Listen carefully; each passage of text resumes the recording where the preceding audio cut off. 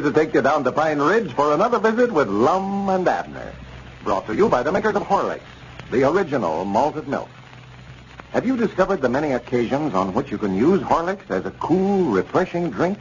For breakfast, as a change from tea or coffee. For lunch, in place of a heavy, hard-to-digest meal. Horlicks, you know, makes an especially fine noonday meal.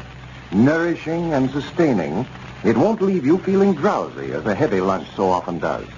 Then Horlicks makes a fine, cooling drink last thing at night. One that'll help you sleep much better.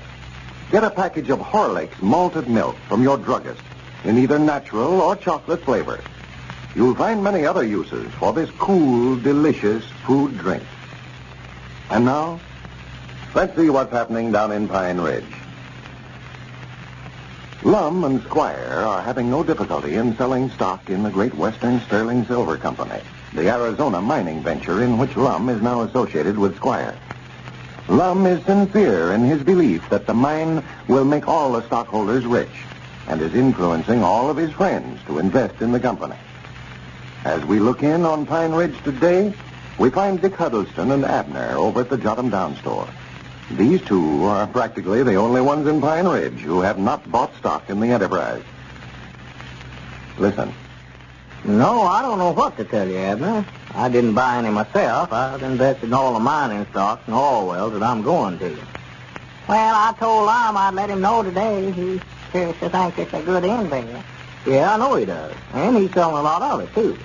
Why might not everybody in town's bought some of it? Folks is mortgaging everything they got to raise money to buy it with. Yeah, I hope it turns out all right, but I'm just afraid there's going to be a lot of disappointed people around here. Well, it's guaranteed. Lum's guaranteeing anybody that buys in it, they'll get back $160 for every dollar they put in. Yes, he guarantees it, but what's he got to back up his guarantee? Why, the Great Western Sterling Silver Company.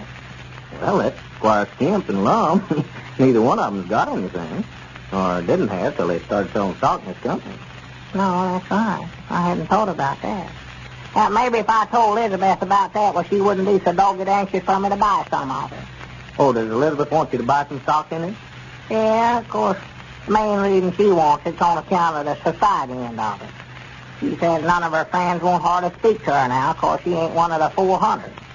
See, them that bought stock is a 400, and them that never, well, ain't nothing. Yeah, all this society business is the silliest thing I ever heard of. They better wait till they get some money out of it before they start acting like a bunch of millionaires. Well, they had that big banquet down there last night, you know, all the stockholders in the silver mine, and they organized some kind of a society they call FFPR.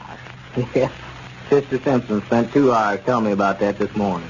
The FFPR stands for the First Families of Pine Ridge, you know. Yeah, and Squire Skimp is the head of it, and he ain't lived here over 4 years.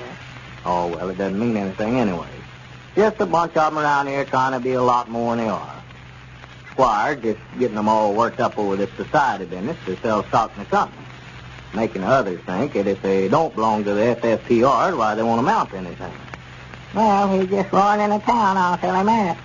Mose Moots has closed up his barber shop and quit work. Caleb Weehunt closed up his blacksmith shop, just locked it up. Yeah, I saw his shop locked up. I wondered what was wrong. Oh, he says now he's going to be rich and doing society. He can't be down there shoeing horses for a living. Imagine Caleb Weehunt in society.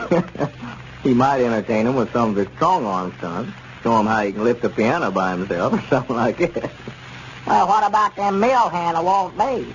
They all bought a little stock in the company, and Walt said there weren't over half of them showed up to work this morning. They just quit, took plumb out. Well, even if this silver mine does make them some money, it'll be some time yet before they start getting anything back from it. Why, sure.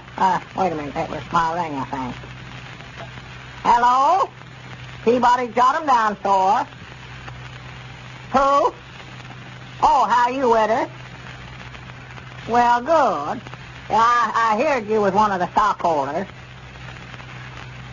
You mean you're giving a party tonight? No, I reckon we don't belong to the FFPRs. We ain't bought no stock yet. Why, sure, I understand. Well, that's all right now. Mom? Any what? No, I reckon not. Wait a minute, Dick Holliston a second here. I'll ask him if he's got any down to his store. Dick, have you got any anchovies down there at your store?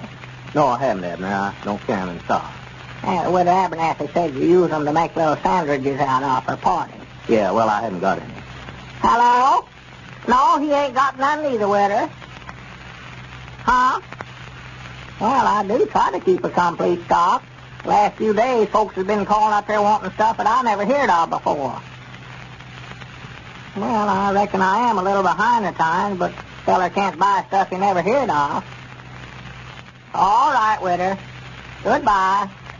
I'll swan if they ain't called up wanting more kind of grub here the last day or so, since they started doing society around here. Stuff I never heard of. Well, they never did either. Like Sister Simpson yesterday. Called up and wanted to know if I had any consomme, and I told her yes and sent over a can. She brought it back down there and said I made a mistake and sent her soup. Why, it's getting to where about he can't sell them just common grub like they've been eating. Calling down here wanting mushrooms and caviar and all that kind of stuff. All I can tell him is I'm putting it on my want list. Well, now, I wouldn't stock all that stuff, Abner. They'll get tired of this society foolishness, and you'll have all that stuff left on your hands. Yeah, I might do it. I think that boys teacher's put a lot of these ideas in their heads anyway. That wife of his looks like the type that'd go in for society. That boys teacher? Yeah, this friend of Squire Skimp that came in the other day, going to spend the summer out there. You mean that little dude that I seen chasing around with Squire? Yeah, that's him. He and Squire were down at the store this morning. He's going to give voice lessons if he can find anybody who'll take them from him. Well, he'll never get a dime out of me, I'll tell him that. That's one thing I hate and despise is singing lessons. I think that singing just comes natural to a body. Like me, I never had a lesson in my life. Well, I think he just teaches classical music over there, and opera and stuff like that, concert singing. Oh, well, I don't know nothing about that. Well, wait a minute. Is that Grandpappy Spears coming up out there? No, that ain't. Why, it is. Why, that's him just showing the world. Well, where did he ever get an outfit like that? I don't know, but he's sure dressed up, I'll say that for him. Look at them shoes, won't you? Black and white. Yeah, sports shoes. Now, he must have bought that outfit in the county seat. He couldn't buy clothes like that in Pine Ridge. Now, if he ain't a dude, just look at that. Yeah, black and white checkered coat and straw hat. Well, Grandpap, I never hardly knowed you. I looked out there and thought you some college boy. Howdy, boy. Well, come in here and let us look at you, Grandpap. I never saw you so dressed up. No? How do you like it? Well, sir, you look fine. That's what everybody says. Is them new clothes?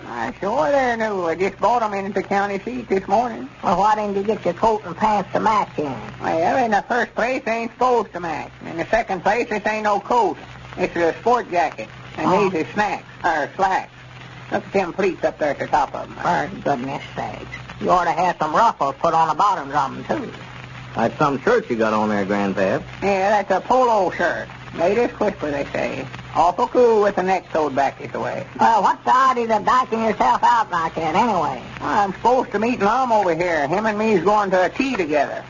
To a tea? Yeah, Sister Simpson's giving an afternoon tea for the FFPRs. Caleb Weehunt's woman and my woman is pouring. Pouring? Yeah, it's pouring tea. Well, they're going to be pouring Job's turkey if you and Caleb don't forget this society foolishness and get back to work. Oh, mad, huh? Mad 'cause you ain't in the 400. Well, I expect I better get on back to the store, Abner. Oh, now, don't rush off. Yeah, well, the mail carrier will be out here at the mail director, and I've got to get it sorted out. I'll be seeing you. Well, glad you come over, Dick. Come back again. Yeah, so long, Richard. Now, be careful now, Grandpap. Don't drink too much of that tea over there. No, and I'll watch myself. Well, there's Lum now. Well, howdy, Lum. Well, hello, Dick. You ain't changed your mind about buying some of that stock and getting in the 400s, have you? No, I guess not, Lum. I think I'll just stay out of it. Well, I'll come down and talk to you some more about it. I want to tell all my friends if there's some of it and get them in on it. All right, Lum. Well, gentlemen. Yeah, come in, Lum. Come in. Well, Grandpap, I never knowed you. One all dressed up there. Fanny, that's a nice-looking outfit you've got on there. Yeah, I just bought it this morning in the county seat, Lum. Well, you look better than I ever seen you. Oh, thank you, sir. That's just what I've got to do, too, buy myself a whole new outfit. Looks like If I'm going to be a millionaire, I've got to look like one, too. Want to put a bull ribbon on his head. I don't look like no more than a thousandaire with this outfit on. No, us FFPRs has got to dress ourselves up. Oh, yeah. Too bad you ain't in society, too, Abner. I just over-talking to your woman about this mining stuff. Oh, my goodness, I wish you hadn't did that, Lum, for I've done made up my mind I ain't gonna buy none. Wait a minute. Looky there. Huh? You know what that is? That's solid sterling silver. 14 carats, I think.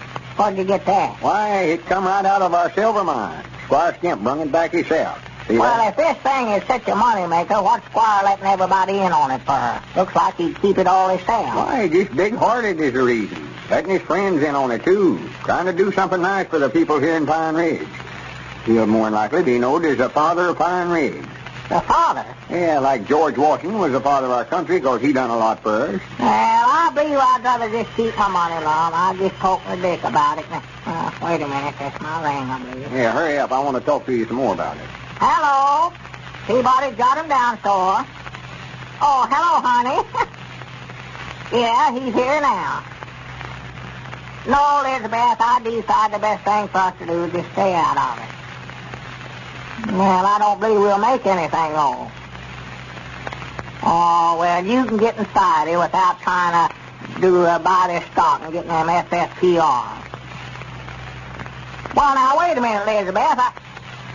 Well, honey, well, all right, if you just got your head set.